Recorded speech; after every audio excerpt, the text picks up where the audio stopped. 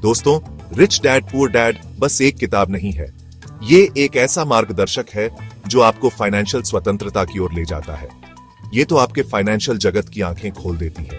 ये आपको सिखाती है कि पैसे के बारे में सोचने का सही तरीका क्या है। रॉबर्ट कियोसाकी ने इसे लिखा है और इस किताब ने दुनिया भर के लाखों लोगों की, मेरी भी, जिंदगी बदल दी है। ये किताब आपको फाइनेंशियल स्वतंत्रता की दिशा में एक नया दृष्टिकोण देती है। ये कहानी है छोटे रॉबर्ट की, जिसने दो पिताओं से सीखा। एक उनके अपने पिता जो पुअर डैड थे और दूसरे उनके दोस्त के पिता जो रिच डैड थे। पुअर डैड ने उन्हें सिखाया कि कैसे एक सुरक्षित नौकरी पाना और पैसे बचाना महत्वपूर्ण है, जबकि रिच डैड ने उन्हें सिखाया कि कैसे निवेश करना और पैसे को काम पर लगाना महत्वपूर्ण है। ये किताब पैसे इनहेरिट करने या लॉटरी जीतने के बारे में नहीं है। ये उन पैसों के प्रिंसिपल्स को समझने के बारे में है जो हमारी ट्रेडिशनल एजुकेशन नहीं सिखाती। ये उन फाइनेंशियल कॉन्सेप्ट्स को सिखाती है जो स्कूलों में नहीं पढ़ाए जाते, जैसे एसेट्स और लायबिलिटीज का महत्व। ये ऐसी जिंदगी बनाने के बारे में है जहां पैसा आपके लिए काम करे, आप पैसे के लिए नहीं। ये आपको सिखाती है कि कैसे पैसिव इनकम जनरेट करें, चाहे आप एक अनुभवी इन्वेस्टर हों या अभी अपनी फाइनेंशियल जर्नी शुरू कर रहे हों। इस किताब में हर किसी के लिए बहुमूल्य लेसन्स हैं। ये आपको सिखाती है कि कैसे अपने फाइनेंशियल गोल्स को पहचाने और उन्हें प्राप्त करने के लिए एक ठोस योजना बनाए। इस किताब में हर किसी के लिए बहुमूल्य लेसन्स हैं। ये आपके पैसों और वेल्थ क्रिएशन के बारे में सोचने का नजरिया ही बदल देती है। अगर आप फाइनेंशियल स्वतंत्रता की ओर बढ़ना चाहते हैं तो ये किताब आपके लिए एक मस्ट रीड है। किताब में रिच डैड और पुअर डैड के सोचने के तरीके को बहुत अच्छे से दिखाया गया है। ये दो अलग अलग फाइनेंशियल फिलॉसफीज को दर्शाते हैं जो हमारे जीवन पर गहरा प्रभाव डालते हैं। रॉबर्ट के अपने पिता जो पढ़े लिखे तो थे लेकिन पुअर डैड थे, उनका मानना था कि कड़ी मेहनत करो, अच्छी शिक्षा लो और एक स्टेबल जॉब पालो। उनके लिए शिक्षा और नौकरी ही फाइनेंशियल सिक्योरिटी का रास्ता था। हालांकि इस अप्रोच में कुछ भी गलत नहीं है, लेकिन ये आपको अक्सर फाइनेंशियली स्ट्रगल वाली जिंदगी देता है, जहां आप पे चेक टू पे चेक जीते हैं। इस तरह की जिंदगी में फाइनेंशियल फ्रीडम की कमी होती है और आप हमेशा अपने बिल्स और एक्सपेंसेस के बारे में चिंतित रहते हैं। वहीं दूसरी ओर रिच डैड जो खुद एंटरप्रेन्योर थे, उन्होंने फाइनेंशियल लिटरेसी, एसेट बिल्डिंग और इनकम के मल्टीपल सोर्सेज बनाने पर जोर दिया। उनका मानना था कि फाइनेंशियल एजुकेशन ही असली कुंजी है जो आपको फाइनेंशियल इंडिपेंडेंस दिला सकती है। उनका मानना था कि सिर्फ मेहनत नहीं, स्मार्ट वर्क करो और पैसे को एक टूल की तरह इस्तेमाल करके वेल्थ क्रिएट करो। उन्होंने सिखाया कि कैसे सही इन्वेस्टमेंट्स और फाइनेंशियल स्ट्रैटेजीज से आप अपने पैसे को बढ़ा सकते हैं। उनके पर्सपेक्टिव्स में ये बड़ा अंतर किताब का क्रक्स है, जो ये दिखाता है कि हमारी परवरिश और बचपन में मिली फाइनेंशियल लेसन्स हमारे फाइनेंशियल फ्यूचर को कैसे शेप देती है। ये लेसन्स हमें सिखाते हैं कि फाइनेंशियल सक्सेस के लिए सही माइंडसेट और स्ट्रैटेजीज कितनी महत्वपूर्ण है। रिच डैड पुअर डैड आम फाइनेंशियल मिथ्स को तोड़ता है और उन सीक्रेट्स को रिवील करता है जो अमीर लोग अपनी दौलत बनाने और बनाए रखने के लिए यूज करते हैं। ऐसा ही एक सीक्रेट है एसेट्स और लायबिलिटीज के बीच का अंतर समझना। जहां ज्यादातर लोग अपने घर को एसेट मानते हैं, वहीं रिच डैड का तर्क है कि ये एक लायबिलिटी है क्योंकि ये आपकी जेब से पैसे निकालता है।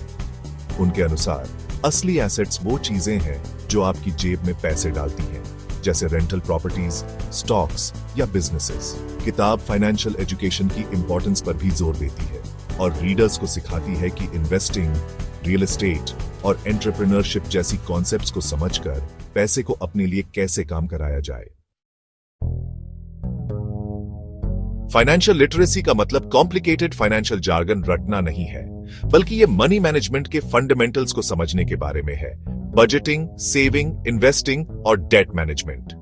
किताब आपको अपनी फाइनेंसेस पर कंट्रोल रखने, अपने पैसों को समझदारी से मैनेज करने और ऐसे इन्फॉर्म्ड डिसीजंस लेने के लिए प्रोत्साहित करती है जो आपके फाइनेंशियल गोल्स के साथ अलाइन करते हो।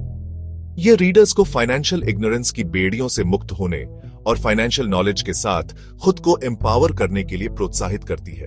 रिच डैड पुअर डैड मुश्किल फाइनेंशियल कॉन्सेप्ट्स को आसान भाषा में समझाती है, जिससे ये हर किसी के लिए एक्सेसिबल बन जाती है, चाहे उनका फाइनेंशियल बैकग्राउंड कुछ भी हो। यह पैसे की भाषा समझने और इसे अपने हक में काम करने की एक प्रैक्टिकल गाइड है। सेक्शन 5 चूहे की दौड़ से आजादी।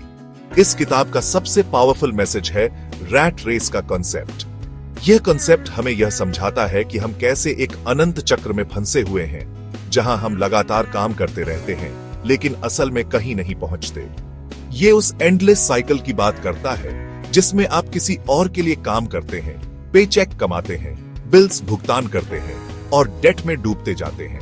यह साइकिल न केवल फाइनेंशियल स्ट्रेस लाता है बल्कि इमोशनल और मेंटल स्ट्रेस भी पैदा करता है। ज्यादातर लोग इस विशियस साइकिल में फंसे हुए हैं, अपना टाइम पैसे के लिए बेच रहे हैं और मुश्किल से अपना गुजारा कर रहे हैं। वे ट्रैफिक में फंसे रहते हैं, देर रात तक काम करते हैं और हमेशा थके हुए महसूस करते हैं।